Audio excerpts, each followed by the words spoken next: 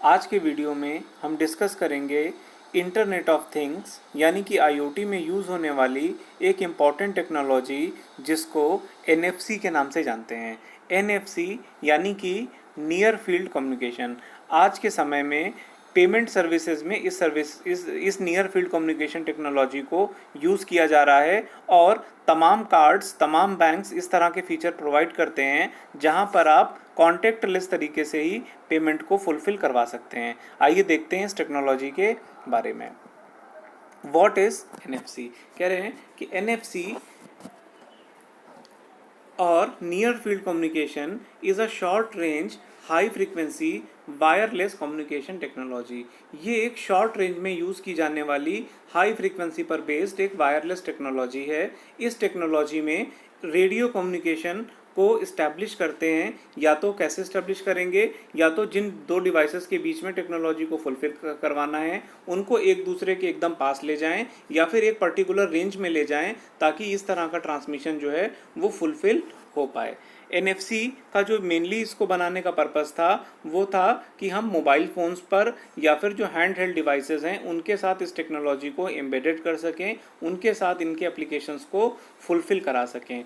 ये technology RFID technology की तरह ही है, उसी का एक एक्सटेंशन कहा जा सकता है। आरएफआईडी एक टेक्नोलॉजी होती थी जिसमें रेडियो वेव्स को भेज करके ट्रैकिंग या आइडेंटिफिकेशन से रिलेटेड जो टास्क होते थे उनको फुलफ़िल किया करते थे।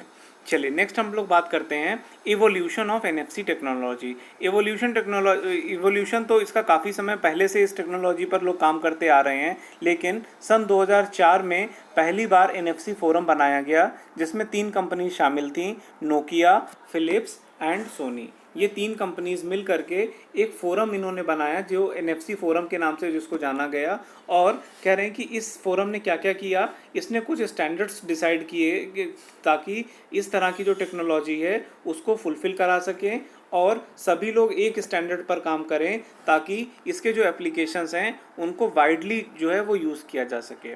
डायग्राम में आप देख सकते हो एनएफसी का ट्रेडमार्क, इसका जो ट्रेडमार्क है वो रजिस्टर्ड है और इस तरह से एन टाइप का सिंबल है। जो इस सिंबल को आप जिन भी डिवाइसेस पर देखोगे उसका मतलब होगा कि वो डिवाइसेस इस टेक्नोलॉजी को कंटेन करती हैं, एम्बेडेड है ये टेक्नोलॉजी उनमें और यूज़ की जा सकती है।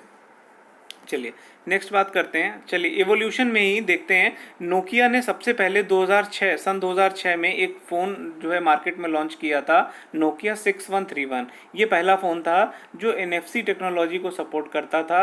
एनएफसी टेक्नोलॉजी का यूज़ करते हुए अगर 2 सेम टाइप के डिवाइसेस होते थे तो आपस में डेटा को ट्रांसफ़र किया जा सकता था। पहला एंड्रॉयड फ़ोन सन 2010 में आया जिसे सैमसंग ने लॉन्च किया और ये फ़ोन का मॉडल था nexus S. Samsung nexus S model पहला ऐसा मॉडल था जो एनएफसी टेक्नोलॉजी को यूज़ करता था। तो यहाँ पे ध्यान रखने वाली बात यह है कि जो भी मोबाइल फ़ोन्स या जो भी डिवाइसेस इस टेक्नोलॉजी को अलाउ करेंगे, इट मीन्स कि एनएफसी का वो कम्युनिकेशन भी कर पाएंगे या फिर अगर पेमेंट से रिलेटेड या फिर जहाँ पर भी जिन भी ऑर्गेनाइजेशन में एन सिंबल आपका शो करेगा वहाँ पर इस टेक्नोलॉजी का यूज़ करते हुए पेमेंट कर पाएंगे या ट्रांसमिशन कर पाएंगे। बात करते हैं operation of NFC. Near field communication का जो ऑपरेशन है ये इंडक्टिव कपलिंग पर बेस्ड होता है। कह रहे हैं कि ये देखिए यहाँ पे डायग्राम में भी आप देख सकते हो। चलिए इस डायग्राम को थोड़ा सा समझने की कोशिश करते हैं। देखिए एक तरफ सपोज करिए, देखिए एनएफसी में 2 डिवाइसेस जो है वो शामिल होंगी। 2 डिवाइसेस में से एक device generally hand held device हो सकती है, आपका मोबाइल फ़ोन हो सकता है। दूसरी डिवाइस में क्या हो सकता है, दूसरी डिवाइस में भी आपका मोबाइल फ़ोन या हैंड हेल्ड डिवाइस हो सकती है या फिर आपका कार्ड हो सकता है या फिर इस तरह का कोई और ऐसा सपोर्टिव इंटरफेस हो सकता है जो एनएफसी टेक्नोलॉजी को प्रोवाइड करता हो। कहने का मतलब ये हुआ कि इस टेक्नोलॉजी में एक इम्पॉर्टेंट बात ये होगी कि जो जिन भी 2 डिवाइसेस के बीच में टेक्नोलॉजी फुलफिल हो रही होगी उसमें से एक डिवाइस एक्टिव डिवाइस होगी, या तो एक डिवाइस एक्टिव डिवाइस होगी, दोनों डिवाइसेस भी एक्टिव डिवाइस हो सकती हैं, लेकिन कम से कम एक डिवाइस का एक्टिव डिवाइस होना ज़रूरी है ताकि इस टेक्नोलॉजी को फुलफ़िल करा सकें। तो कह रहे हैं कि इसमें से एक डिवाइस, तो मान लीजिए जैसे यहाँ पे पहली डिवाइस है, सपोज करते हैं कि एक हैंडहेल्ड डिवाइस है। कह रहे हैं कि दोनों डिवाइसेस में एक एंटीना, दोनों डिवाइसेस एक एंटीना कंटेंट करेंगे, एंटीना कॉइल्स होंगे दोनों में, और इनका रेडिएशन कुछ इस तरीके का होगा कि एक बहुत ही क्लोज प्रॉक्सिमिटी में जब ये डिवाइसेस आएंगी तभी इनके बीच में एक इंडक्टिव कपलिंग जो है वो पॉसिबल हो पाएगी। अगर जैसे ही रेंज बढ़ा देंगे वैसे ही इस तरीके का जो ट्रांसमिशन है या जो कम्युनिकेशन है वो फेल हो जाएगा और ट्रांजैक्शन फुलफिल नहीं होगा। तो कह रहे हैं कि जो दोनों डिवाइसेस हैं, सेंडर या रिसीवर जो भी हैं, दोनों में ही एंटीना के कॉइल्स होंगे। ये कॉइल्स एक मैग्नेटिक फील्ड जनरेट करेंगे। अगर तय जो टेक्नोलॉजी में जो भी डिस्टेंस तय की गई है उस पर्टिकुलर एप्लीकेशन के लिए, अगर उस प्रॉक्सिमिटी में वो हैं तो ये कम्युनिकेशन इंडक्टिव कपलिंग का यूज़ करते हुए फुलफिल होगा। तो यहाँ पर ध्यान देने वाली बात यह है कि इलेक्ट्रोमैग्नेटिक फील्ड का हम यूज़ कर रहे हैं इस इंडक्टिव कपलिंग के लिए। साथ ही साथ अगर दूसरी डिवाइस ऐसी है, सपोज करिए कि मान लीजिए जो सेकंड डिवाइस है, एक डिवाइस तो मैंने कहा हैंडहेल्ड डिवाइस हो सकती है जिसमें आप अपना कार्ड इंसर्ट करते हो, और दूसरे डिवाइस के तौर पे आपका कार्ड है, मान लीजिए आपका डेबिट कार्ड या क्रेडिट कार्ड है जो इस टेक्नोलॉजी को यूज़ करता है। तो कह रहे हैं यहाँ पर ये वाला दूसरा डिवाइस ऐसा है जो जिसके पास कोई भी जिसके पास कोई भी कह लीजिए कोई भी सोर्स नहीं है, मतलब कोई भी एनर्जी सोर्स नहीं है जिससे वो एनर्जी ले सके, पावर ले सके। इट मीन्स तो उसके पास पावर कहाँ से आएगी कि वो इस टेक्नोलॉजी को यूज़ करे। तो कह रहे हैं कि ये जो कपलिंग यहाँ पर यूज़ हो रही है, जो मैग्नेटिक इंडक्शन यूज़ कर रहे हैं, उसी से वो पावर लेगी और उसी पावर का यूज़ करते हुए इस टेक्नोलॉजी को फुलफिल करवा देगी। तो इस बात को ध्यान में रखना है कि ये इंडक्टिव कपलिंग पर बेस्ड एक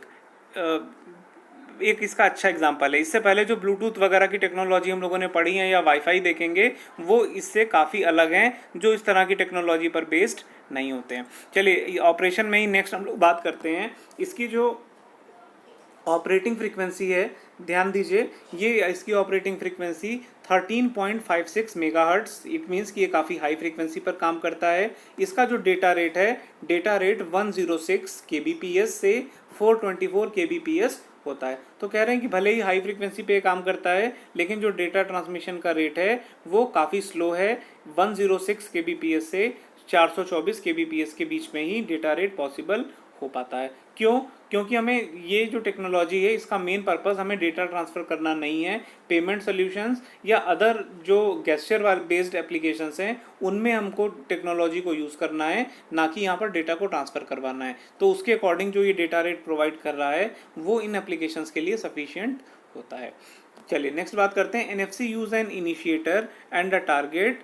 the initiator actively generates an RF field that can power a passive target. तो ये बात अभी हम लोगों ने पिछली स्लाइड में ऑलरेडी डिस्कस कर ली है कि जो आपका सोर्स होगा, जो इनिशिएटर होगा, वो RF फील्ड को जनरेट करेगा ताकि वो जो पैसिव टारगेट है उसको पावर प्रोवाइड कर सके और उसके साथ एक फील्ड को तैयार करे ताकि ये जो कम्युनिकेशन है वो फुलफिल हो पाए। चलिए नेक्स्ट हम लोग बात करते हैं मोड्स ऑफ ऑपरेशन। तो मोड्स ऑफ ऑपरेशन में अभी बात भी की है, दो मोड्स पर ये काम करता है, पैसिव मोड, एक्टिव मोड। देखते हैं क्या है ये।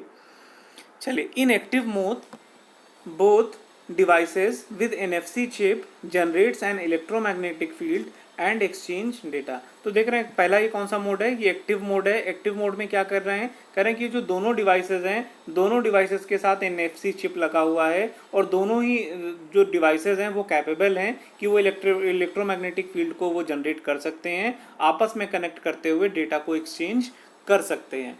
ठीक है, तो ये बात समझ पा रहे होंगे। ठीक है, तो इस तरह का जो इसका जो एग्जांपल है वो दो मोबाइल फ़ोन्स अगर दोनों के दोनों NFC टेक्नोलॉजी को फॉलो करते हैं, उस पर बेस्ड हैं, तो दोनों को हम लोग एक्टिव मोड में बोलेंगे कि दोनों एक्टिव मोड में हैं। एक्टिव मोड में इसलिए हैं क्योंकि दोनों इलेक्ट्रोमैग्नेटिक फील्ड जनरेट कर सकते हैं, दोनों के पास अपना पावर सोर्स है और इनको बाहर से इंड्यूस पावर की ज़रूरत नहीं है। चलिए नेक्स्ट हम लोग बात करते हैं इन पैसिव मोड की बात करते हैं। In this mode there is only one active device and the other uses the field to exchange information. तो कह रहे हैं कि जो पैसिव मोड है, इस मोड में क्या होगा, इसमें एक डिवाइस तो ऐसी होगी जो इलेक्ट्रोमैग्नेटिक फील्ड को जनरेट करती होगी और दूसरी डिवाइस कैसी होगी, वो उसी क्रिएट किए हुए फील्ड से कपल करते हुए डेटा को या इंफॉर्मेशन को एक्सचेंज करने की कोशिश करेंगे। तो फॉर एग्जांपल यहाँ पे डायग्राम में दिखाया जा रहा है, कह रहे हैं कि एक NFC based enable phone is paired with RFID tagged smart poster. तो कहने की एक स्मार्ट पोस्टर है। स्मार्ट पोस्टर का क्या मतलब है कि इस पोस्टर के में जो एन सिंबल है NFC का वो मौजूद है, और सिर्फ सिंबल ही मौजूद नहीं है, उसके करस्पॉन्डिंग जो उसकी चिप है वो वहाँ पर प्रोवाइड की गई है। तो हम क्या करेंगे, अपने मोबाइल फ़ोन को उस पोस्टर के पास ले जाएंगे। सपोज़ वो पोस्टर किसी मूवी टिकट को बुक करने से रिलेटेड हो सकता है, तो अगर हम ऐसा करेंगे तो एक सीट आपके लिए रिजर्व हो जाएगी। आप एक इजी वे में पेमेंट को पॉसिबल करते हुए अपनी सीट को रिजर्व कर पाओगे, यूज़ कर पाओगे। चलिए नेक्स्ट हम लोग बात कर लेते हैं एप्लीकेशंस ऑफ NFC के एप्लीकेशंस देखते हैं। एप्लीकेशंस इसके 3 कैटेगरी में हम लोग देखेंगे, स्टडी करेंगे।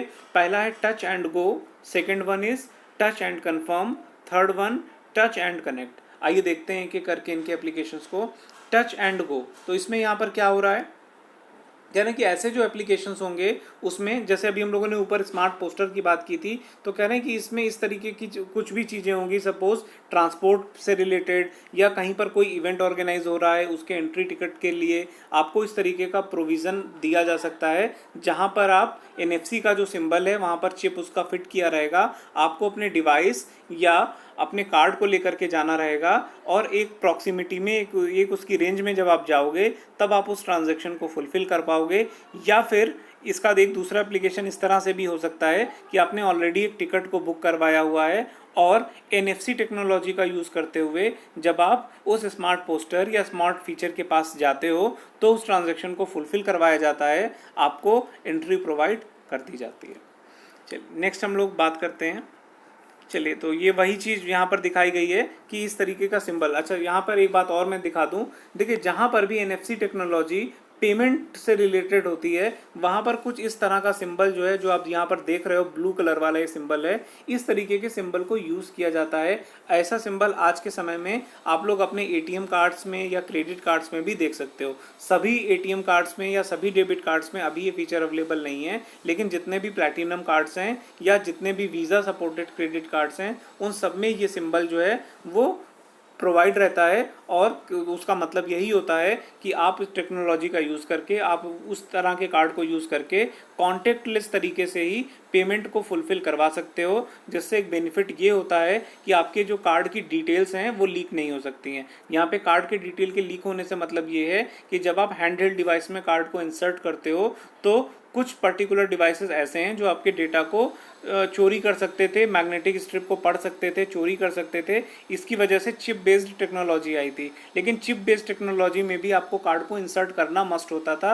लेकिन ये जो टेक्नोलॉजी है, इस टेक्नोलॉजी में आपको कार्ड को इंसर्ट बिल्कुल भी नहीं करना है। सिर्फ आपको हैंडहेल्ड डिवाइस के पास जहाँ पर इस तरीके का ये प्रोवाइड किया गया हो सिंबल, सिर्फ वहाँ पर आपको टच करना है या फिर सिंपली एक वेव कर देना है कार्ड को, और आपका पेमेंट जो है वो सक्सेसफुल हो जाएगा। इसके लिए जो अमाउंट एक डिसाइड किया गया है इंडियन गवर्नमेंट की तरफ से वो है 2000 रुपीज़ का। इसके नीचे का अगर ट्रांजैक्शन रहता है तो बिना किसी फर्दर ऑथेंटिकेशन के ट्रांजैक्शन को फुलफ़िल करवा दिया जाता है। लेकिन अगर जो बड़े ट्रांजैक्शंस होते हैं उसके लिए आपको डिवाइस पर पिन एंटर करने की ज़रूरत पड़ सकती है। चलिए नेक्स्ट हम लोग बात करते हैं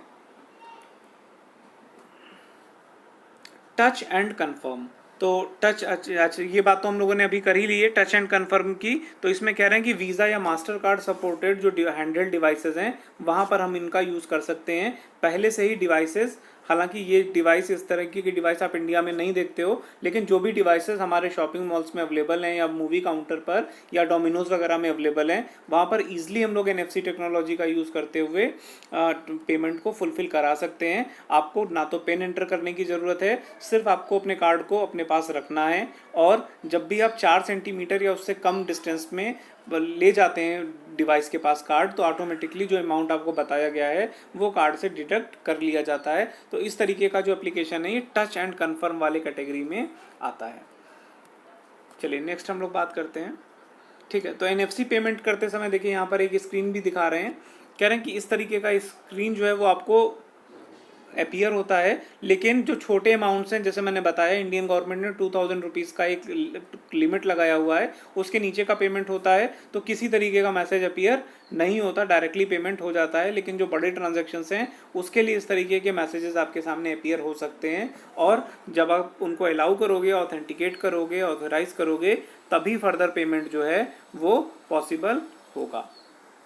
चलिए नेक्स्ट अब हम लोग बात कर लेते हैं। अच्छा, टच एंड कनेक्ट अभी रह गया है। टच एंड कनेक्ट में क्या कर रहे हैं, कह रहे हैं कि इस तरीके का जो सिस्टम रहेगा इसमें हम क्या करेंगे, इसमें लिंक कर देंगे, linking to NFC enabled devices to enable peer to peer transfer of data such as downloading music, exchanging images और सिंक्रोनाइजिंग एड्रेस बुक। तो कह रहे हैं कि ऐसी टेक्नोलॉजी टच एंड कनेक्ट में आपको क्या करना पड़ेगा, दोनों एक्टिव डिवाइसेस को यूज़ किया जा रहा है। जनरली आपके स्मार्टफोन हो सकते हैं इस तरीके के जिनको आप यूज़ करोगे, और जब आप इनको यूज़ करोगे तो आप क्या करोगे, म्यूज़िक को डाउनलोड कर सकते हो, इमेजेस को एक्सचेंज कर सकते हो, एड्रेस बुक को सिंक्रोनाइज कर सकते हो, इस तरह के चीज़ों को आप कर सकते हो। हालांकि इंडिया में NFC बेस्ड जितने भी स्मार्टफोन हैं वो काफ़ी कॉस्टली हैं और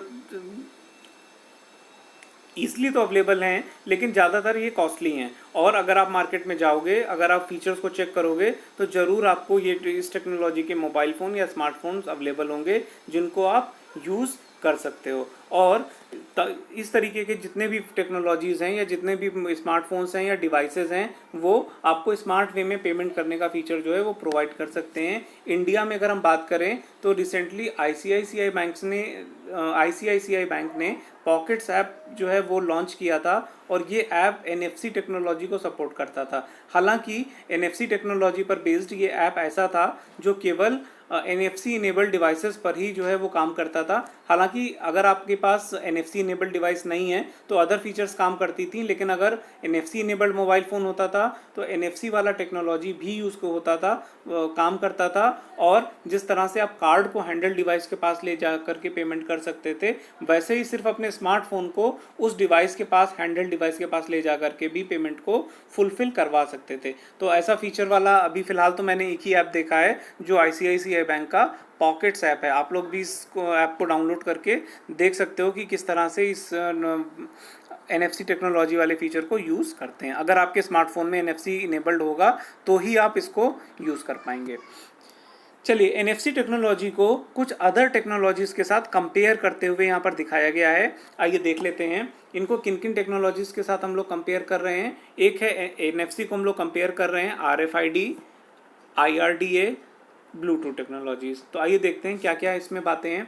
सबसे पहले बात कर रहे हैं सेटअप टाइम। सेटअप टाइम मतलब, सेटअप टाइम से हमारा मतलब होता है कि ट्रांजैक्शन को इनिशिएट करने में जो लगने वाला समय है वही सेटअप टाइम है। तो कह रहे हैं NFC के केस में 0.1 मिली सेकेंड से भी कम का समय लगता है इस्टेब्लिश करने में। यानी कि अगर आप सपोज बिग बाज़ार गए या कैफ़ी कॉफ़ी गए और आप इजी वे में वहाँ पर अगर ऐसी डिवाइस मौजूद है तो आप सिंपली कार्ड को वहाँ पर टच करिए और तुरंत आपका पेमेंट हो गया। मीन्स आपको पता भी नहीं चलेगा, विदिन अ सेकेंड ये ट्रांजैक्शन फुलफिल होगा। RFID के केस में भी, क्योंकि RFID का ही एक्सटेंशन है, तो RFID भी 0.1 मिली सेकेंड या उससे कम में ही कनेक्शन को इस्टेब्लिश कर देता है। IRD के केस में 0.5 सेकेंड और ब्लूटूथ के केस में 6 सेकेंड तक लग जाते हैं सेटअप करने में। ठीक है, नेक्स्ट हम लोग बात करते हैं इसकी रेंज की। NFC की जो रेंज है up to 10 centimetre. Up to 10 centimetre का मतलब है 10 सेंटीमीटर से ज़्यादा नहीं। पेमेंट रिलेटेड जो सर्विसेज हैं वो केवल 4 सेंटीमीटर या उससे कम में आपको रेंज रखी गई है, उससे कम में लाते हैं तो ही पेमेंट सर्विसेज जो है वो काम करती हैं। अदर ट्रांजैक्शंस के लिए अप टू 10 सेंटीमीटर को यूज़ कर सकते हैं, 10 सेंटीमीटर से ज़्यादा अलाउ नहीं है। RFID के केस में ये रेंज कितनी है, 3 मीटर तक हो सकती है। IRDA के केस में 5 मीटर तक और ब्लूटूथ के केस में 30 मीटर तक हो सकती है। यूजेबिलिटी की अगर हम बात कर लें तो ह्यूमन सेंट्रिक, ईजी और ये फास्ट होता है। RFID के केस में बोलते हैं आइटम सेंट्रिक, मींस जो भी आपका आइटम या जो भी उसका एप्लीकेशन है उस पर ये बेस्ड रहता है, लेकिन इसका मॉड्यूल भी काफ़ी इजी रहता है। IRDA के केस में डेटा सेंट्रिक, इजी। ब्लूटूथ के केस में डेटा सेंट्रिक, मीन्स इसका यूजिबिलिटी जो है उसको मीडियम रखा गया है, मीन्स उतना इजी नहीं है जितना इन तीनों के केस में है, और NFC के केस में फास्ट रहता है। चलिए नेक्स्ट हम लोग बात करते हैं सिलेक्टिविटी। तो सिलेक्टिविटी में सिलेक्टिविटी इसकी हाई है और सिक्योरिटी भी यहाँ पर हम लोग प्रोवाइड करते हैं। RFID के केस में पार्टली गिवन मीन्स बहुत हाई एकदम पे हाई प्रियोरिटी नहीं है।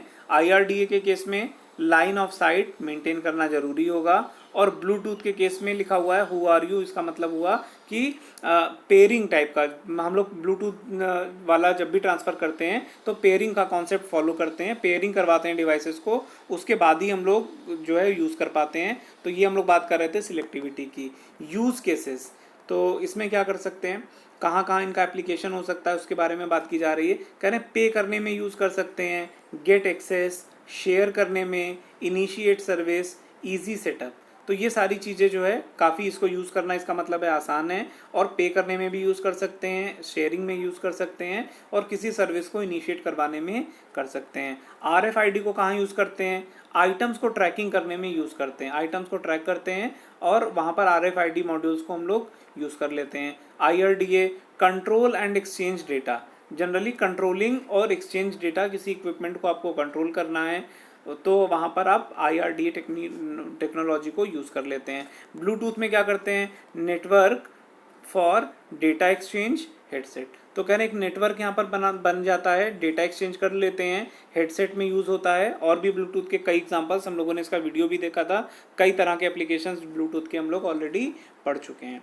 नेक्स्ट अब बात करते हैं कंज्यूमर एक्सपीरियंस। तो NFC के केस में क्या रहता है, कह रहे हैं कि एक तो हम इसमें टच करा सकते हैं, वेव का मतलब क्या है, कार्ड को एक वेव की तरह मशीन के पास कराया और आपका पेमेंट सक्सेसफुल हो गया। सिंपली कनेक्ट, बहुत ही आसानी से ये कनेक्ट हो जाता है। RFID के केस में गेट इन्फॉर्मेशन मीन्स, क्योंकि इसको हम आइटम को ट्रैक करने में यूज़ करते हैं तो इन्फॉर्मेशन को जनरली हम गेट करना चाहते हैं, उस पर्पज़ में ये यूज़ होता है।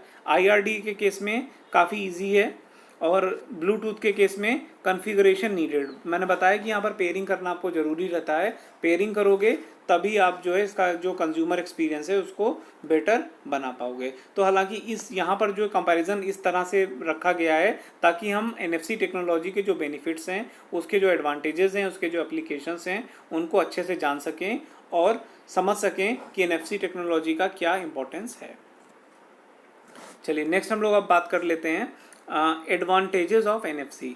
तो इसके एडवांटेजेस वैसे तो हम लोगों ने डिस्कस कर लिए हैं, फिर एक बार और देख लेते हैं। High convenience to the user because the data exchange is done by bringing two mobiles together. तो कह रहे हैं कि हाई कन्वीनियंस प्रोवाइड करता है क्योंकि दो डिवाइसेस को हम पास में ला करके डेटा को एक्सचेंज करते हैं। इस तरह से कोई थर्ड पार्टी, क्योंकि देखिए एक वायरलेस कम्युनिकेशन में भी जो सिक्योरिटी का एक बहुत बड़ा जो मीज़र होता है वो ये होता है कि भले ही हम वायरलेस तरीके से डेटा को ट्रांसफ़र कर रहे हैं लेकिन एक थर्ड पर्सन इलेक्ट्रोमैग्नेटिक वेव्स के ऊपर ट्रांसफ़र होने वाले डेटा को ट्रैक कर सकता है, कैच कर सकता है और उससे इन्फॉर्मेशन को निकाल करके हैक भी कर सकता है। लेकिन क्योंकि यहाँ पर हम 4 सेंटीमीटर या कह लीजिए कि 10 सेंटीमीटर से कम के दायरे में दोनों डिवाइसेस को रखते हैं, तो ऐसे केस में ये रेंज इतना छोटा है कि यहाँ पर इस तरीके का थर्ड पार्टी की जो हैकिंग की पॉसिबिलिटीज़ हैं वो ख़त्म हो जाती हैं और इस वे में एक ये अच्छा एडवांटेज है NFC का। Reduces cost of electronic issuance, तो कह रहे हैं इस तरीके का जो इलेक्ट्रॉनिक इशुएंस का, इस टेक्नोलॉजी का यूज़ करके हम अपने कार्ड वगैरह को रिप्लेस कर सकते हैं। आपको याद होगा कि इंडिया में भी कुछ बैंक्स इस तरह का प्लानिंग कर रही थी कि वो कार्ड वगैरह को बिल्कुल रिप्लेस कर देंगी। तो रिप्लेस कैसे करेंगी, कुछ इसी तरह की टेक्नोलॉजी NFC टेक्नोलॉजी जो आपके मोबाइल फ़ोन को इक्विप कर दिया जाएगा और उसी का यूज़ करके आप पेमेंट और तमाम तरह के जो सर्विसेज कार्ड का यूज़ करके करते थे वो सारे यहाँ पर कर पाओगे।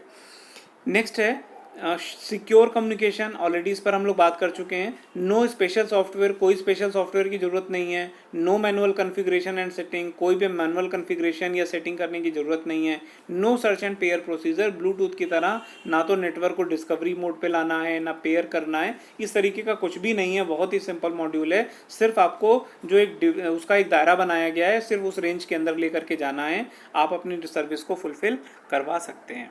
डिसएडवांटेजेस ऑफ NFC, तो डिसएडवांटेज क्या हो सकता है, तो कह रहे हैं वैसे तो इसके डिसएडवांटेजेस नहीं है लेकिन फिर भी जो इसके फीचर्स हैं उन्हीं को इसका डिसएडवांटेज भी बोल सकते हैं। क्यों, क्योंकि जैसे इसमें बोल रहे हैं, कह रहे हैं कि the system has the limitation that it can be operated only with devices under a short range. कह रहे हैं 10 सेंटीमीटर का इसका दायरा है, तो कह रहे हैं कि इसका बहुत ज़्यादा कोई यूज़ नहीं है। लेकिन कह रहे हैं कि यही 10 सेंटीमीटर का जो दायरा है वही इसको यूज़फुल भी बनाता है। तो इसका डिसएडवांटेज भी अपने आप में एक एडवांटेज ही है।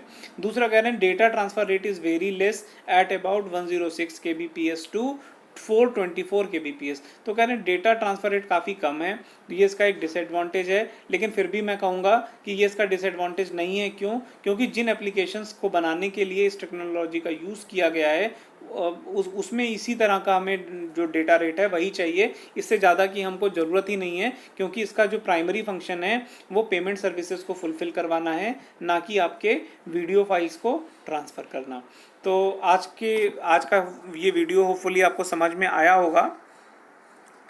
NFC टेक्नोलॉजी को आप लोगों ने समझ गए होंगे कि किस तरह से ये काम करती है टेक्नोलॉजी। और आप लोग भी हो सकता है कई लोगों के घर में इस तरीके के कार्ड्स या मोबाइल फ़ोन अवेलेबल हों जो इस टेक्नोलॉजी को प्रोवाइड करते हों। हालांकि इंडिया में बहुत कम ही लोग अभी ऐसे हैं जो इस टेक्नोलॉजी का यूज़ कर रहे हैं। ज़्यादातर यूज़ करने वाले जो लोग हैं वो क्रेडिट कार्ड कस्टमर्स हैं जो क्रेडिट कार्ड्स को यूज़ करते हैं। क्योंकि वीज़ा इनेबल्ड जितने भी क्रेडिट कार्ड्स हैं सभी में NFC टेक्नोलॉजी पे बेस्ड कॉन्टेक्टलेस फीचर जो है वो दिया गया है। सिर्फ आप पब्लिक बूथ पर जाते हैं या किसी शॉपिंग मॉल में जाते हैं या किसी आउटलेट में जाते हैं और जितने भी आज के समय में हैंडहेल्ड डिवाइसेस जिनसे आप पेमेंट करते हो वो सारे के सारे जो है वो इस टेक्नोलॉजी से लैस होते हैं।